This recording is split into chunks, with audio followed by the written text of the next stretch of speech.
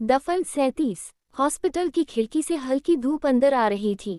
कमरे में हल्की हल्की दवाइयों की गंध अब भी मौजूद थी, मगर अब माहौल थोड़ा सामान्य लग रहा था। जॉन को डिस्चार्ज मिल चुका था और वह अब अनिकेत के कमरे में था।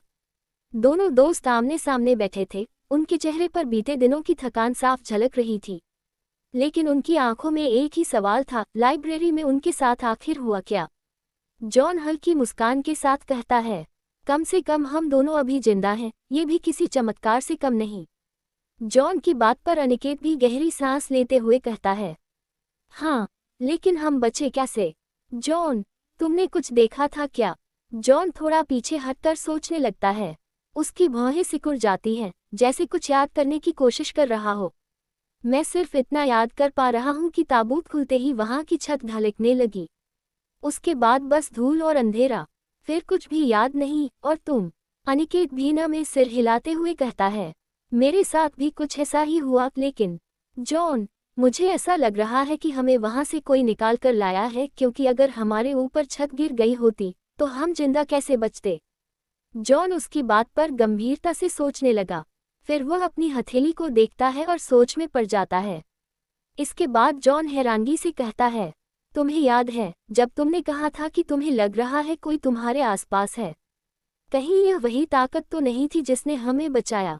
अनिकेत उसकी बात पर कुछ सोचता है, फिर धीरे से सिर हिलाता हुआ कहता है, संभव है, लेकिन ये ताकत कौन है और यह हमें बचा क्यों रही है? अगर यह हमारी मदद कर रही है तो यह हमारे मिशन से जुड़ी हो सकती है। किस तरह से अनिकेत? हमने जो साथ में दृश्य देखे थे वो याद है तुम्हें? हाँ हाँ याद है, एक प्राचीन मंदिर, शिवलिंग और एक व्यक्ति जो लड़ाई कर रहा था।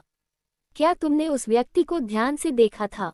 तुम कुछ खास बात कहना चाहते हो? शायद मुझसे कुछ मिस हो गया, जॉन सोचते हुए पूछता है। जॉन, उस व्यक्ति को ध्यान से याद करो। उसकी सूरत क्लियर नहीं थी, लेकिन एक चीज थी जिस पर मेरा ध्यान गया। उस व्यक्ति के सीने के बीचों बीच सीने पर तिल था, और ऐसा ही चित्र मैं राजस्थान की गुफा में भी देखा था, और ऐसा ही तिल मेरे सीने पर भी है। ये सुनते जॉन एकदम से चौंकता हुआ कहता है, अरे हाँ, इस बात पर मेरा ध्यान गया ही नहीं गया। तो क्या वो तुम्हारे दादाजी हो सकते हैं? अगर ऐसा है तो हम उनके रहस्य तक पहुँचे कैसे? अब ये मैं भी अभी तय नहीं कर पा रहा, लेकिन ये सच है कि जैसे जैसे मैं उनके रहस्य के करीब पहुंच रहा हूँ, वैसे वैसे ये रहस्य मुझे उलझा भी रहा है और उत्सुक भी कर रहा है। कुछ तो बात है इन सब के पीछे। हाँ, अपने अतीत को जानना दुखदाई तो होता है, पर उसका सच सामने आना जरूरी भी होता है। अब की अपनी बात कहते जॉन खुद के अतीत की गहराई में डुबकी लगा आया। दोनों कुछ देर तक खामोश हो जाते हैं। उनके दिमाग में सवालों की झड़ी लगी थी। तभी अनिकेत को एक और बात याद आती है। जॉन, किताब, वो किताब जो हमारे हाथ लगी थी, उसका क्या हुआ? जॉन चौंक जाता है। वह अपने आसपास देखने लगता है, फिर अपने बैग की ओर बढ़ता है, लेकिन बैग खाली था। उसकी आंखों में चिंता झलकती है। किताब गायब हो गई, लेकिन वो तो मेरे ही पास थी। लगता है उस धातु की तरह किताब भी वहीं रह गई। कमरे में एक बार फिर सन्नाटा छा जाता है। दोनों एक दूसरे को देखते हैं। उनके पास अब सवाल ज्यादा थे, जवाब एक भी नहीं। मगर एक बात तय थी कि वे अब गहरे अतीत की ओर बढ़ने वाले हैं। अनिकेत और जॉन अभी भी अपने विचारों में उलझे थे।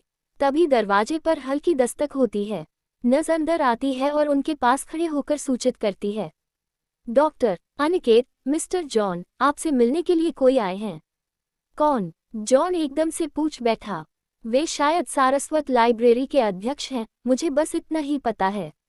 अपनी बात कहकर नर्स चली जाती है। दोनों चौंककर एक दूसरे की ओर देखते हैं। जॉन तुरंत उठकर बैठ जाता है और अनिकेत अपनी जगह पर सतर्क हो जाता है। जॉन आश्चर्य से अनिकेत को देखते हुए कहता है, लाइब्रेरी अध्यक्ष, इतनी जल्दी? क्या उन्हें हमारे वहां जाने की खबर मिल गई? अनिकेत धीमे स्वर में उत्तर देता है, शायद। कुछ ही पलों में दरवाजे से एक लंबे कद के व्यक्ति अंदर दाखिल होते हैं। उनकी उम्र लगभग 60-70 साल रही होगी, मगर चेहरे पर एक अजीब सी गहराई और गंभीरता थी। सफेद दाढ़ी, काले फ्रेम का चश्मा और हल्के भूरे रंग का कुर्ता पायजामा पहने वे धीरे धीरे कमरे में आते हैं। उनकी चाल में एक गरिमा थी। अध्यक्ष कुछ कदम आगे बढ़ते हैं और दोनों को ध्यान से देखते हुए कहते हैं, आप दोनों कैसे हैं? मुझे सुनकर आश्चर्य हुआ कि आप लाइब्रेरी के पुराने हिस्से में गए थे। उम्मीद है आप सुरक्षित हैं। अनिकेत संयमित स्वर में कहता है, जी, शुक्रिया, हम बेहतर महसूस कर रहे हैं, लेकिन आपको हमारे बारे में कैसे पता चला? सहसा अध्यक्ष हल्की मुस्कान गायब हो जाती है, वे जवाब नहीं देते। उनकी निगाहें अब पूरी तरह से अनिकेत पर टिक गई थीं। वे उसे इस तरह देख रहे थे जैसे कोई खोई हुई पहचान को याद करने की कोशिश कर रहा हो। कुछ सेकंड तक कमरे में एक असहज चुप्पी छा जाती है। जॉन भी महसूस कर रहा था कि अध्यक्ष की निगाहें सिर्फ अनिकेत पर ही टिकी हैं, जैसे वह उसे कहीं पहले देख चुके हों, जैसे वे किसी पुराने राज को खोलने की कोशिश कर रहे हों। अचानक अध्यक्ष थोड़ा पीछे हटते हैं। वे बिना कुछ कहे सिर झुकाते हैं और धीरे धीरे दरवाजे की ओर मुड़ जाते हैं। जॉन हैरान होकर कहता है, ओह मिस्टर अध्यक्ष, आप कुछ कहना चाहते थे। लेकिन अध्यक्ष बिना रुके, बिना कुछ कहे, बस दरवाजे से बाहर चले जाते हैं। अनिकेत और जॉन एक दूसरे की ओर देखते हैं। उनके चेहरे पर सवालों का साया था। जॉन संदेह भरे स्वर में कहता है, अनिकेत, क्या ये सिर्फ मुझे लग रहा है, या फिर उन्होंने तुम्हें पहचानने की कोशिश की? अनिकेत भावे सिकोड़ता हुआ कहने लगा, मुझे भी ऐसा ही महसूस हुआ जॉन, मगर क्यों? अनिकेत, सब कुछ उलझता जा रहा है, करें क्या हम? अब हमें एक एक कड़ी को सुझाना होगा, सब कुछ क्रम से शुरू करना होगा। जॉन, हमें अब उस घाट तक जाना होगा जो हमने देखा, साथ ही उस प्राचीन मंदिर की भी तलाश करनी होगी जिसमें शिवलिंग है। अब यहीं से हमारी खोज की शुरुआत होगी। हाँ, सही कहते हो, काश तुम्हारे पिता जिंदा होते तो बहुत कुछ सच तो उनसे पता चल जाता। इसके बाद कमरे में एक सन्नाटा छा जाता है। अब सवाल सिर्फ यह नहीं था कि अध्यक्ष उन्हें क्यों देखने आए थे, बल्कि यह भी था कि वे अनिकेत को क्यों पहचानने की कोशिश कर रहे थे। क्या ये सिर्फ एक संयोग था, या फिर अतीत में कहीं कोई कड़ी छिपी थी? कहानी आगे जारी रहेगी। कहानी पसंद आने पर लाइक करें, सब्सक्राइब करें और अपने मित्रों से साझा करना न भूलें। धन्यवाद।